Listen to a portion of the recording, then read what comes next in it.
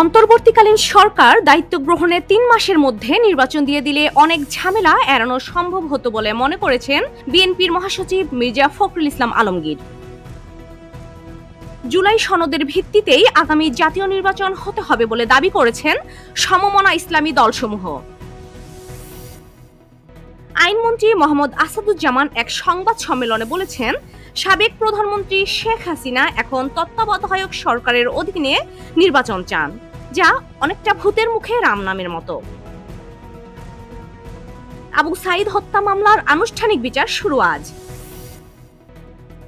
দেশের ইতিহাসে প্রথমবারের মতো দুটি মসজিদ ও একটি মন্দিরকে প্রতীকী মূল্য জমি দিয়েছে অন্তর্বর্তী সরকারের রেলপথ মন্ত্রণালয়। প্রতিটির জন্য ১,০০১ টাকা হারে মোট ৩,০০৩ টাকার বিনিময়ে এই জমি বরাদ্দ দেওয়া হয়েছে। আগামী নির্বাচন বানচালের ষড়যন্ত্রের অংশ হিসেবে দিল্লিতে বসে শেখ হাসিনাকে ২৫০০ কোটি টাকা দিয়েছেন এস আলম, অভিযোগ করেছেন বিএনপির মহাসচিব মির্জা ফখরুল ইসলাম আলমগীর। ৪ দিনের সফরে চীনে গেলেন এনসিপির ৮ নেতা। তত্ত্বাবধায়ক সরকার বাতিলের রায়ের বিরুদ্ধে আপিলের অনুমতি, শুনানি ২১ অক্টোবর। রক্ষক যখন ভক্ষকের পাহারাদার, গজারিয়ার ওসি কেন্দ্রিক ষড়যন্ত্রের নৈপথ্যে।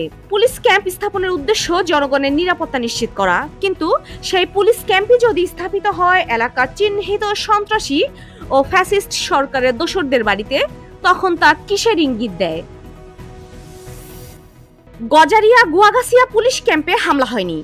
শুক্রবার সকালে মুন্সিগঞ্জ জেলা পুলিশের অতিরিক্ত পুলিশ সুপার মোহাম্মদ ফিরোজ কবির প্রেস বিজ্ঞপ্তিতে এসব তথ্য জানান। ফ্রান্স সহ ৪টি দেশে এবার জাতীয় পরিচয়পত্র এনআইডি কার্যক্রম পরিচালনা করতে সরকারের সম্মতি পেল নির্বাচন কমিশন ইসি।